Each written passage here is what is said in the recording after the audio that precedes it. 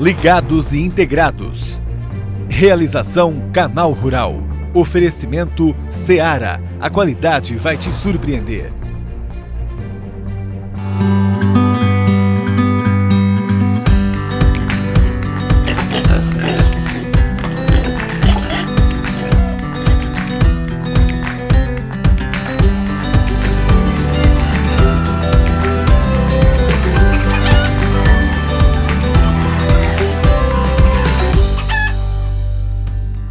Olá, muito bem-vinda, bem-vindo, um bom dia para você. Gastos com ração para suínos já chegam a 80% de tudo que é investido mensalmente em uma granja. Ariovaldo Zani, do Sindicações, vem contar como a indústria está lidando com a alta na matéria-prima. Falta de limpeza, umidade, cuidado. Fungos vão se instalar na granja e trazer uma série de doenças. Vandinalva Teixeira, médica veterinária, dá dicas para evitar esses problemas.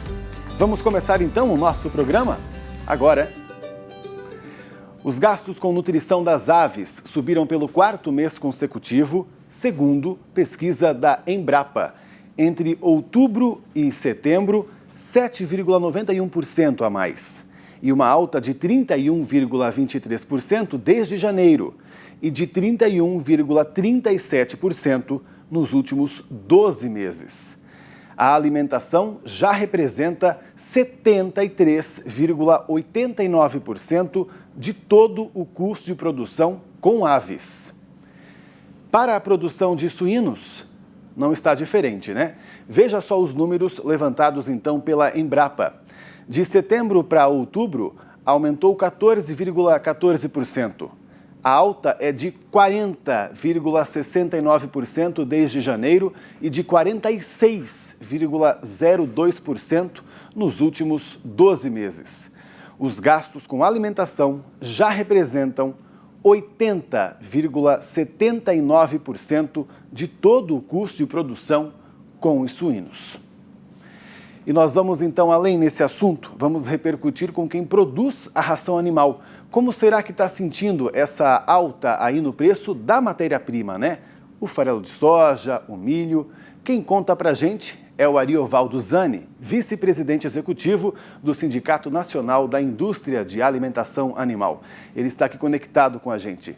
Oi, Ariovaldo, bom dia. Bom dia, Pablo. Prazer falar com você e seus telespectadores. À disposição. Que legal que você veio, Ariovaldo. Brigadão mesmo. Conta pra gente, pra vocês, né, que estão produzindo então essa ração. Eu até já vi por aí dados de que tem partes dessa matéria-prima, né, que subiram bem mais, inclusive, né, até quase 90%. É verdade. No horizonte temporal de um ano, Pablo, considerando outubro desse ano para outubro do ano passado, você veja bem, né, os principais insumos da alimentação de aves e suínos, né, e lógico, também são utilizados na alimentação da pecuária leiteira de corte, é o milho e o farelo de soja. O milho em reais, nesse horizonte temporal, nesse período que eu mencionei, ele subiu mais de 80% em reais. Né? O farelo de soja, né, é coisa quase 100%. Né? É curioso, né, fazer aqui uma comparação, que em dólares, né, o milho subiu 14%, 2,4%, e a soja 14%. Né? Então você percebe aí uma grande influência do câmbio, né, por conta da nossa moeda que desvalorizou muito. Nesse período também, o real desvalorizou mais de 40%. Né? E os demais insumos, né, que são utilizados, vitaminas, a gente chama de aditivos, né? São vitaminas, enzimas e outros compostos que importados também são indexados ao dólar e além, né, de sofrer, né, essa pressão, influência do câmbio, em nível global, esses insumos também aumentaram de preço em dólares. No final das contas, você tem aí uma ração de frango que aumentou praticamente 80%, a de suínos de 70% a 80%, enquanto que o preço do frango subiu apenas 30%, né, foi majorado em 30% nesse período, o do suíno sim, né, subiu na ordem de 70%, então tem um impacto um pouco menor. Mas, realmente, para aquele produtor independente, né, que predominantemente vende seu produto dentro do Brasil, o poder de compra dele foi absurdamente corroído, né? Então, dificuldades enormes, né? Eu tenho perguntado sempre aqui, né, Ariovaldo, para vocês todos que estão nesse setor, né? Já viu situação como essa e até, levando em conta que nós temos uma chance de subir ainda mais no ano que vem, né? O que você acha que vai acontecer? Que tipo de ajustes teremos aí no setor? Definitivamente, né, nós temos, atualmente, o setor, né, a agropecuária em geral, ou brasileira, ela foi bastante favorecida por conta desse estado pandêmico, né? É triste, evidentemente, né, vidas perdidas, né, a economia esfacelada. Por outro lado, né, o mundo e o brasileiro também precisou continuar comendo, principalmente por conta de manter o seu organismo, né, respondendo eventualmente a essa infecção. Então, o Brasil, produzindo esses alimentos, encontrou uma série de oportunidades para colocar, vamos falar da proteína animal aqui lá fora. E lógico, o seu milho, a sua soja também, que são muito desejados e puxados aí por esses clientes internacionais. Dentro do Brasil, o auxílio emergencial acabou permitindo que muita gente que sequer tinha renda passasse a ter, e evidentemente isso foi direto para gêneros de primeira necessidade, a alimentação. Então isso acabou realmente sustentando e turbinando essa demanda por proteína animal e, em consequência, a nossa indústria da alimentação animal.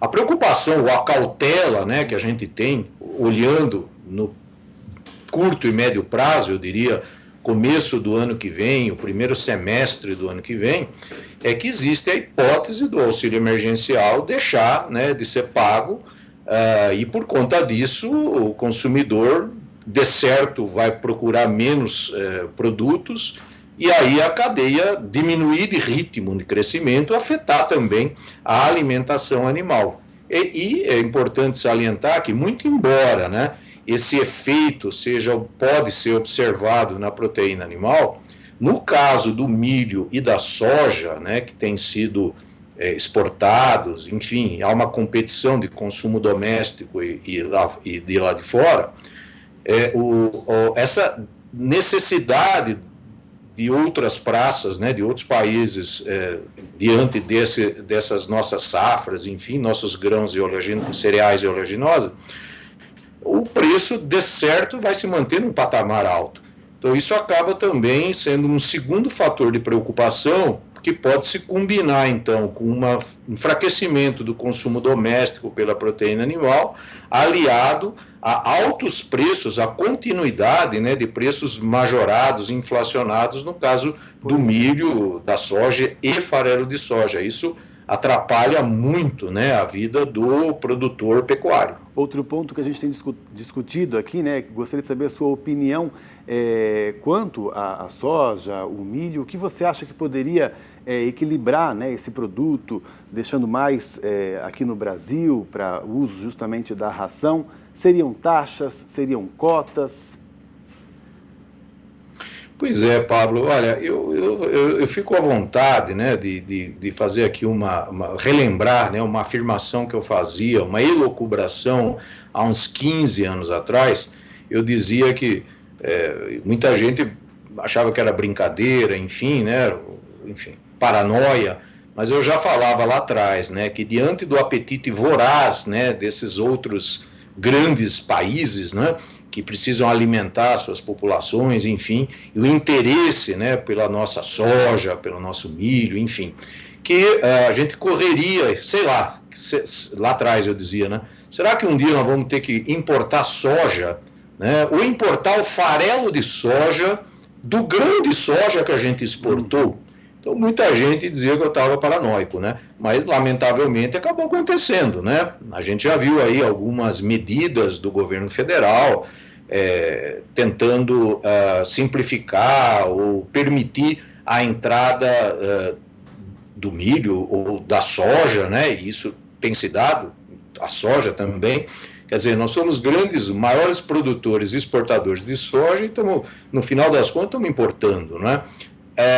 Nós entendemos, né, que o comércio internacional, né, ele é uma via de mão dupla e deve ser livre, tanto para exportar quanto para importar, né? O controle, né, do comércio internacional já se revelou uma prática mal sucedida. Nós temos um vizinho aqui que esfacelou sua economia, ou pelo menos a agricultura, né, que é a Argentina, por conta desses controles, né? E, evidentemente, se a gente entende que as exportações são livres, então a importação também. E nada mais justo do que você buscar alternativas como essas ultimamente, né, de zerar impostos de importação, de simplificar processos burocráticos para internalização de eventos modificados, enfim, e tem outros detalhes aí. Eu entendo que o que a gente precisa é de uma política, né, bem fundamentada e voltada ao investimento da infraestrutura e de armazenamento. Porque o Brasil é um país de dimensões continentais. Então, você veja, você vai importar aquilo que você precisa aí, enfim. Eventualmente, né, quando você levar em conta custos, né, para internalizar isso, além disso, você tem que somar o frete, né, rodoviário, que é caro, para você transportar esse produto até a zona de consumo. E como eu disse, né, você tem produção bem distante do litoral, onde os principais portos estão localizados, né? Enfim, são medidas, né, que podem contribuir para uma parada nesse aumento de preço, né? Mas eu entendo que o importante é melhorar a capacidade, né, ampliar a capacidade de armazenamento, né, pública das safras que nós temos e, lógico, né, o produtor também, a pecuária, né, façamos aqui o meia-culpa. A produção pecuária tem que se adequar à novidade, isso tem acontecido, evidentemente, né, tá amadurecendo, podia ter se dado lá atrás. Mas firmar os contratos, né, com antecedência, né, esses contratos futuros de abastecimento, para você garantir o teu suprimento, porque nós estamos realmente avançando muito rapidamente. Muito embora a produtividade nas nossas lavouras, né, tem crescido, isso é importante, mas o ritmo também da demanda pecuária é tal que acaba levando a essa condição aí. Então, só um detalhe, né, a safra exportada de milho do Mato Grosso, a última, os compradores internacionais já haviam comprometido ou contratado 90 e tantos % daquilo que foi exportado antes da colheita. Então, realmente, nós também precisamos pensar nisso, exercitar mais isso, né? Ariovaldo, muito obrigado pela sua participação aqui com a gente. Um bom trabalho aí para você. Legal a sua opinião, viu? Até mais. Obrigado, Pablo. Até logo. Até uma próxima. Vamos agora à previsão do tempo com a Kelly Ávila, que já está entrando aqui com sua roupa muito bonita, uma saia hoje toda esvoaçante. Bom dia, Kelly. Bom dia, Pablo. Vim combinando hoje com o cenário. Uma saia para combinar com o cenário. Gostou? Sim, mas bonita então mesmo. Bom. Tudo bom, pessoal? Bom dia para vocês. Falamos ontem de anomalias de chuva em novembro, né? Essa coisa que não muda, a gente está aí torcendo para isso. E dezembro, Kelly, começa verão, né? Pode ser que chova mais ou não? A Laninha vai atrapalhar também?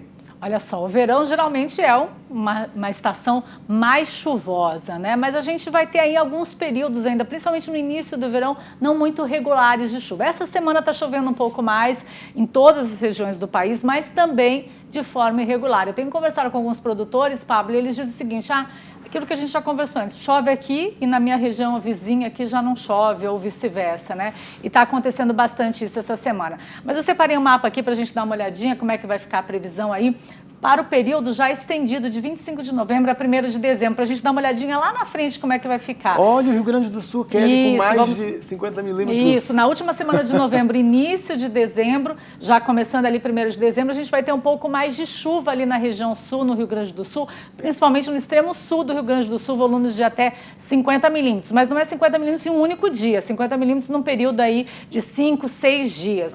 Uma chuvinha, já desanima um pouco, né, Pablo? Mas mas é uma chuva que já é bem melhor. Olha só a região aqui de Santa Catarina e Paraná com menos chuva, né? Aqui em Mato Grosso do Sul, Mato Grosso também nesse período com menos chuva e nas demais áreas aí volumes de no máximo 30 milímetros. Só lá no extremo norte que a gente vai ter um pouquinho mais de chuva. Então a gente já entra dezembro com um pouquinho de chuva no sul, ali no especial no Rio Grande do Sul, mas nas demais áreas com pouca chuva. Aí eu separei para a gente justamente dar uma olhadinha na anomalia de chuva em dezembro. Só para a gente entender um pouquinho o mapa e essas cores do mapa. Em amarelo, a gente está negativo. Branco, a gente está em 0 ali, menos 10, já começa o amarelinho, menos 30, 50. Então, esses tons aí em tom de branco e amarelo é que a gente está com déficit hídrico, é onde não vai ter chuva acima do que é esperado, ou pelo menos dentro da média do que é esperado. Nas áreas em verde, a gente vai ter chuva dentro da média, aí, 30, 50 milímetros.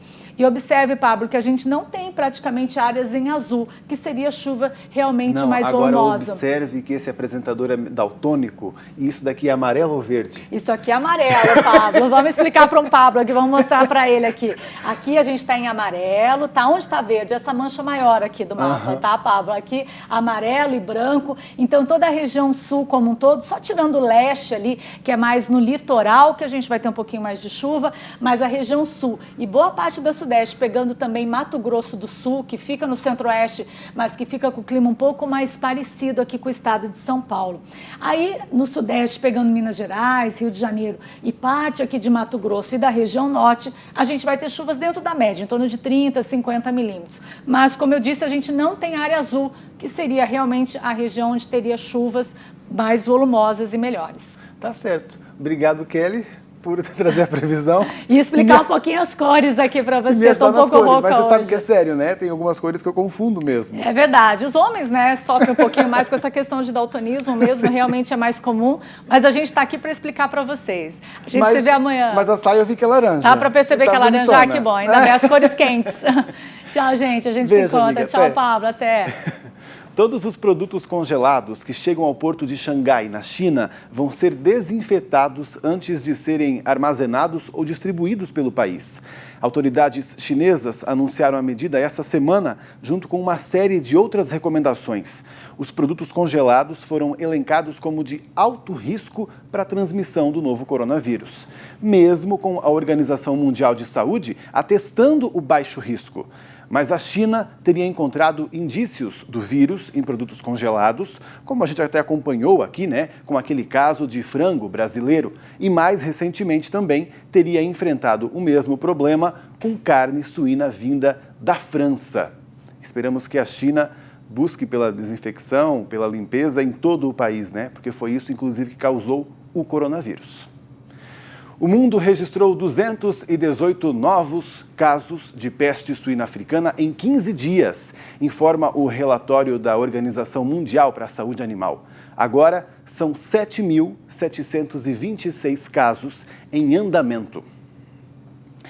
E daqui a pouco vamos falar sobre como a falta de limpeza, unida aí à umidade, podem gerar fungos que trazem várias doenças para os animais, hein? Mas antes, tem gente mandando recado pra gente aqui, olha só. Meu nome é Arnaldo Augusto, somos de Quinta do Sol, Paraná. Somos integrados da Seara de Camporão. Mesmo pandemia, quando o negócio não para. Ligados integrados, volta já.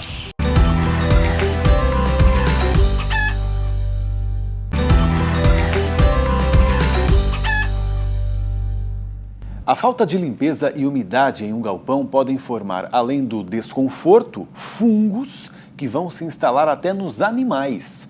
E uma série de doenças podem surgir. As micotoxicoses são doenças causadas pela ingestão de ração, geralmente muito úmida. O quadro clínico pode ser agudo ou crônico, dependendo da quantidade e do tempo que a ave ingeriu. Essa doença também reduz a capacidade das aves de responder às vacinações, o que não ocorreria se o sistema imunológico estivesse funcionando normalmente. Já a candidíase é uma doença do trato digestório. Pode aparecer com tratamento com antibióticos ou devido à água imprópria. Ela endurece a mucosa no trato digestivo, podendo incluir esôfago e boca. Entre os principais fungos na produção de frangos de corte, podemos destacar a aspergilose, uma doença que acomete os pulmões. De acordo com a Embrapa, é mais frequente em aves de 7 a 40 dias. Geralmente, eles são encontrados na cama, no solo, na matéria orgânica vegetal em decomposição e na ração, onde podem ser observados em colônias verdes. Os principais sinais clínicos observados são dificuldade respiratória e sonolência. Vamos a algumas dicas, então, da especialista Vandinalva Teixeira, que é médica veterinária sanitarista. Ela já está aqui conectada com a gente. Bom dia, Van! Bom dia! Bom dia para você e para todo mundo que está nos assistindo. Obrigado por ter vindo de novo. Ô, Van, conta pra gente. Então, eu tenho ali, lógico, né? Até em casa isso é ruim, né? Quando tem umidade, sujeira, cria mofo, né? Ninguém quer isso em casa. Na granja não é diferente. Só que lá é pior porque um fungo pode trazer até doença. Isso, verdade, tá? Tem alguns fungos, né, de estudos aí que eles causam problemas, principalmente aí no frango de corte, na questão de ganho de peso. Se forem pintinhos pode trazer mortalidade. A gente tem que tomar bastante cuidado. E são doenças que se instalam, inclusive, em várias partes do corpo, né? São doenças até diferentes uma da outra. Vários problemas podem surgir. Não estamos falando de uma só, né? Isso, verdade. Hoje a gente tem na classe dos fungos, né, as micotoxinas. Os fungos produzem alguns metabólitos, né, a partir ali da sua proliferação, que pode causar, sim, doenças nas aves, tá? Muito difícil de serem vistas a olho nu, né? Algumas têm que ser mandadas para laboratório para ser identificados, mas se for, por exemplo, em pintinhos, você pode ter uma alta mortalidade, com alguns sinais clínicos, com dificuldade respiratória. E se for em aves um pouco mais velhas, você tem problemas com ganho de peso, imunossupressão, e isso leva a um certo prejuízo aí para o produtor. Um desses problemas, até estava lendo sobre, pode ser o calo na pata, né? Justamente pelo frango estar ali pisando nesse local sempre úmido, né? Nunca seca. Isso, os fungos, né, geralmente eles preferem esses ambientes para poder se desenvolver. Se desenvolve muito bem, principalmente com alta temperatura, então tem que aí cuidar da temperatura do galpão, questão da umidade na cama, né, para eles se desenvolver, isso aí é receita feita. Pois é, inclusive até às vezes esse fungo vai para a ração, aí o frango também acaba se alimentando disso, né, ração com fungo, e aí também internamente vai se prejudicando, o problema fica cada vez maior, né? Isso, a gente tem que lembrar que a matéria-prima que a gente utiliza para fazer as nossas rações, né, para fabricar as rações, ela vem de um ambiente, ela vem de uma lavoura, de fazendas, enfim, e que tem contato com vários micro-organismos presentes ali no ambiente. A nossa empresa, ela tem um controle muito grande com respeito à qualidade da matéria-prima.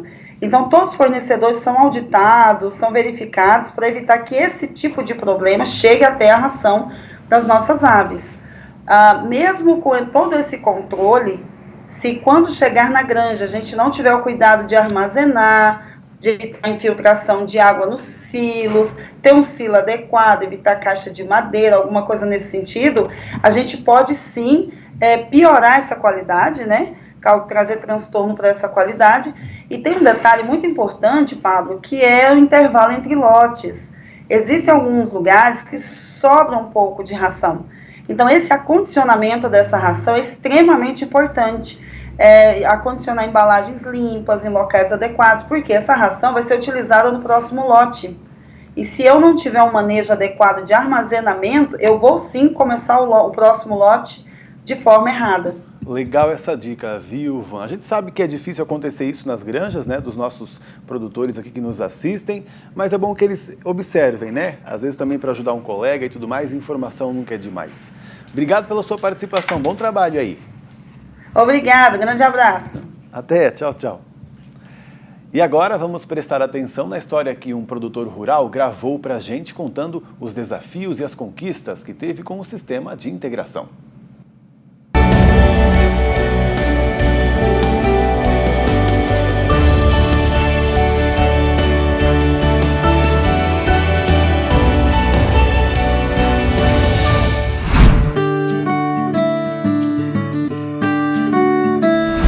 Sidneia Joana Giovana Guarnieri de Lima. Esse é meu esposo, Alexandre Moisés de Lima. Essas são nossas filhas, Nicole e Bianca, e nós somos integrados da JBS. Eu era funcionária pública e meu esposo era caminhoneiro. Então, decidimos que gostaríamos de ficar no interior, com a agricultura. Então, surgiu a ideia, a possibilidade de trabalharmos com a suinocultura. Graças à JBS, tivemos essa oportunidade. Nossa ideia era começar com 500 animais. Com o incentivo técnico, ampliamos para 1.900. Hoje, com o resultado satisfatório, temos a certeza que fizemos a escolha certa, pois temos uma ótima renda familiar. Hoje, além de uma estabilidade financeira, temos uma ótima qualidade de vida por estarmos vivendo no interior e também contribuindo com o futuro das nossas filhas. Que legal, que bonito! E os animais de vocês ali bem calmos, né? Sinal de que muito bem criados. Parabéns, então, aí pelo trabalho de vocês, viu? E gostamos muito da companhia de vocês aqui também. Brigadão, Sidneia e família. E quer mais informações do agronegócio? Esse é o canal, então fique por aí. Até mais, tchau, tchau.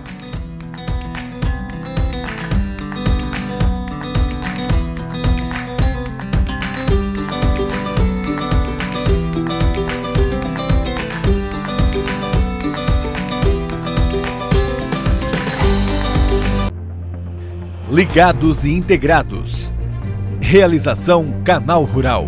Oferecimento Seara. A qualidade vai te surpreender.